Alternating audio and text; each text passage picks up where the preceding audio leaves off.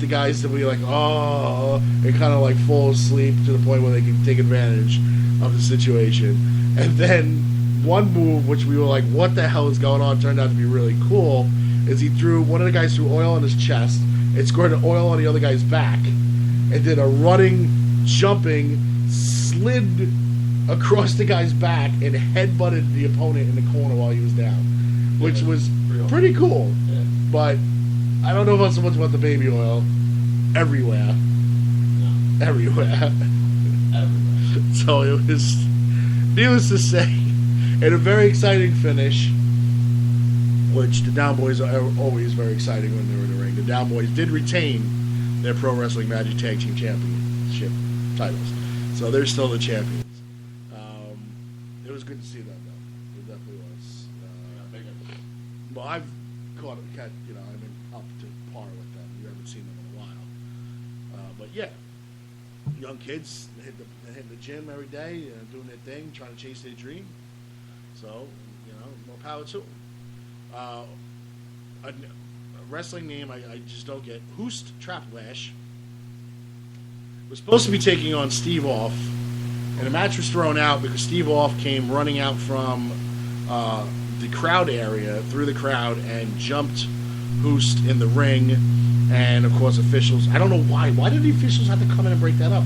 If they were supposed to have a match, why didn't they just ring the damn bell? I don't know. Once they started beating the crap out of each other in the ring, the referee was there. We should just call for the bell. Why did you have to have 15 officials in there breaking it up?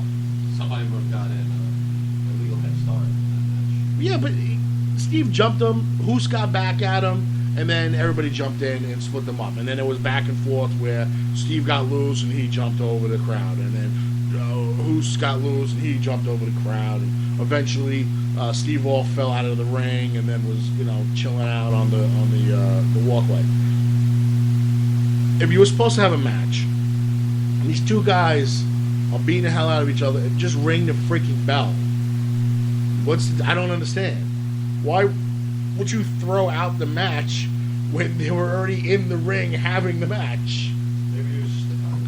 I don't know. Well, yeah, I mean, it's all about storyline and everything else. But this is what a kid who doesn't understand how wrestling works is going to say that. They'd be like, why did they stop the match? They were fighting already in the ring. Probably a good idea to ring the bell. You know? Right, ring the damn bell. Let them beat the crap out of each other. Who cares? If anything, then just the referee can't separate them and control it, and then, you know, referee calls for the bell again and double DQs them, or no contest. Something. Other than that, that's just very gimmicky. That all remember the Undertaker and Lesnar when they couldn't be separated and they were in the back, and Undertaker got loose and he jumped over the pile of guards and beating the hell out of Lesnar, and then they got him back, and then Lesnar got loose and he jumped over the pile and was beating up the Undertaker. Did that look very familiar? It looked exactly the same. So, but it's okay. So as we mentioned before, Terra Calaway had to vacate the Pro Wrestling Magic Women's title because of a neck injury. We tried to get her on the show today, but she had other plans, prior commitments, so she was not able to join us. She just returned home from California. She did a last match, which was a charity event. She's been wrestling with a break in her neck for the last 6 months, not knowing it. She thought she was having, you know, severe muscle issues and tightness and pain. And it turns out that the break was affecting nerves and muscle and everything else. So she's done for the year.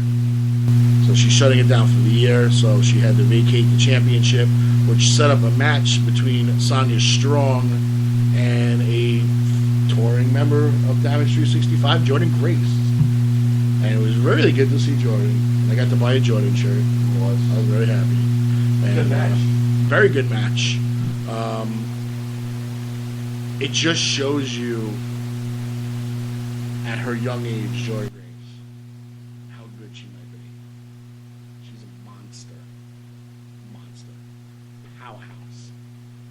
She can wrestle, she can sell, and she's just a powerhouse. But it wasn't enough.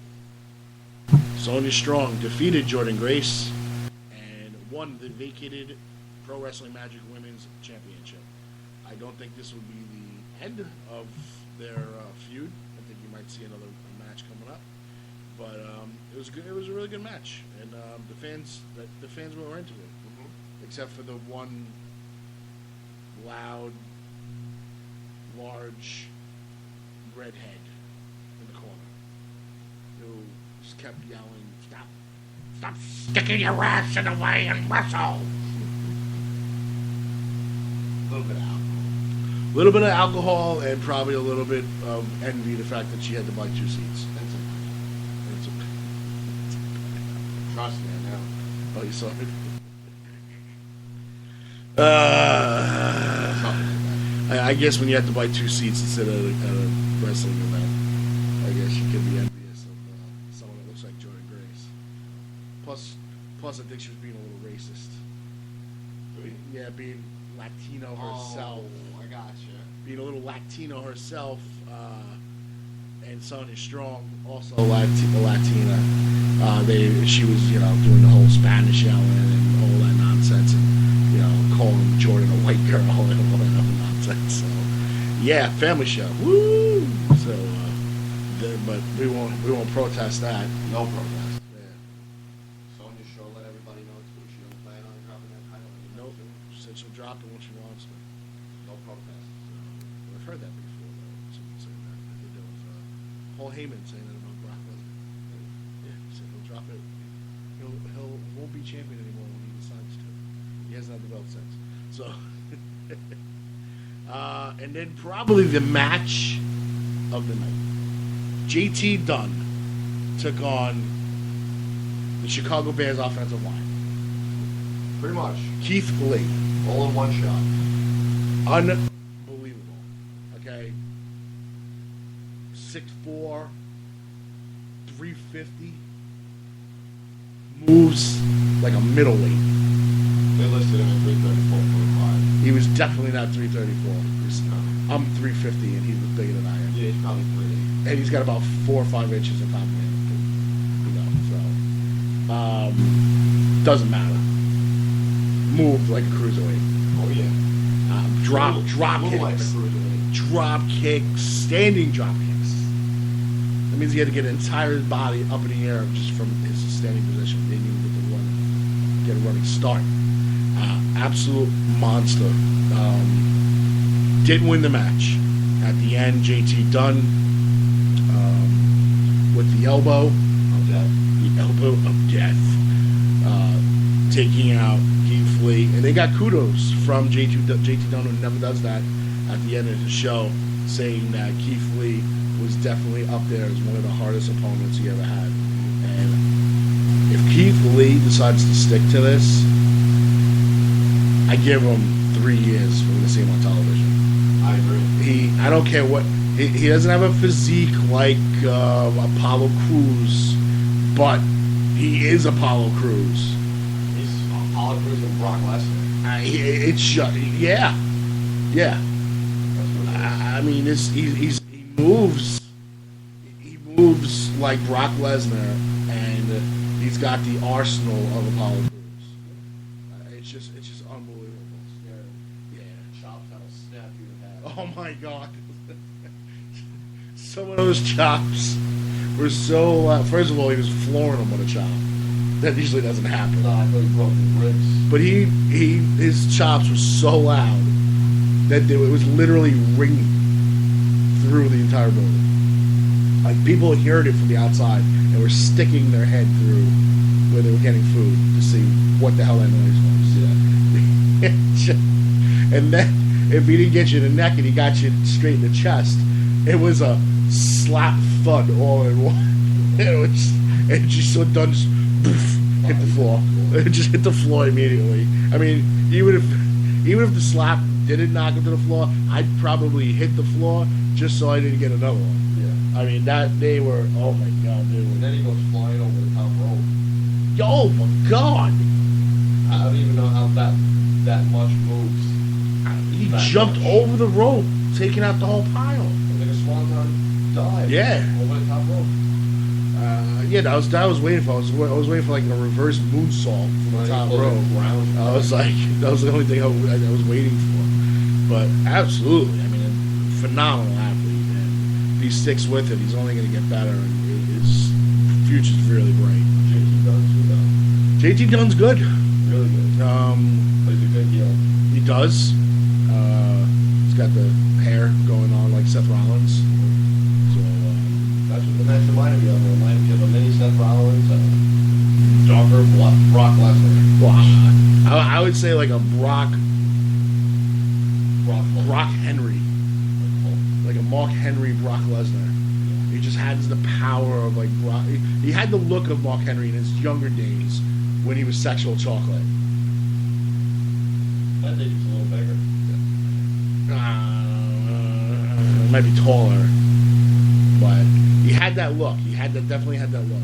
But again, it was the arsenal of Apollo Crews with the ridiculous speed for his size of Brock Lesnar. So that was nuts.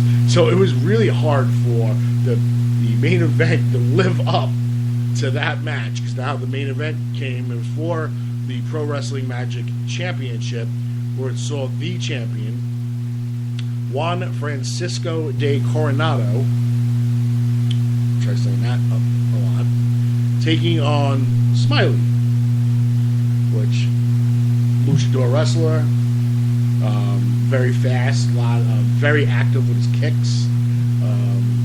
Seen him a lot. He's very impressive, and but it wasn't enough. It was the champ. What would you say? Ecuador's finest. JFGC. That's nice and easy to say. Yeah. Juan Francisco de Coronado, victorious.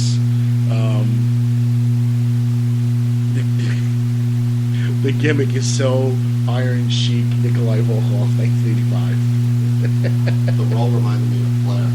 It was just like, and then the little mustache, which I'm guessing is real.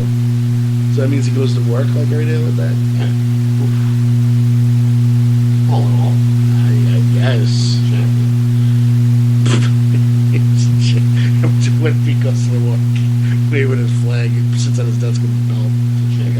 I'm a champion. I get to have this mustache. Right. You guys have a no hair policy, but I'm the champ. Right. Walks over his flag. It was, oh my god. Didn't see nobody protesting that. I was there when he won the title. I couldn't even believe it then. He won the title. I couldn't even believe that he won the title. Well, he doesn't really look like a No. big guy either. No, he's definitely. Well, that's what we were saying to the guys in front of us. I was like, the heavyweight champion at a brisk 165 pounds. So, some point of that match, he's yelling at the crowd, and I decide to yell, "You better hurry up, because Trump is going to deport your ass." More crowd pop. More crowd pop. So, And you got the slight grin. oh yeah, he didn't have no comeback for that. You saw that though. He had a little grin on his face. He had no comeback. The champ was speechless. All right, so that was Limitless Pro Wrestling Magic. I'm gonna give this card 3.5 stars. at what? No, I go out of 10. I'm gonna give him an 8.5, which I guess would be the equivalent to 3.5 out of 5. So I'm gonna give him an 8.5. I probably would have given him a 9, but I was just, again, the Dark Arts Championship match just it lost me for a little bit. It lost my interest. I give it about 7.5. I think they could have done more on stage. It looked good, but they didn't have videos for anybody. Yeah, I was expecting entrance videos for the combatants. I know that takes time, and a lot of times you don't have advance notice. You know, some of these guys are last minute added, or got replaced last minute. I mean, I don't think they had that case, but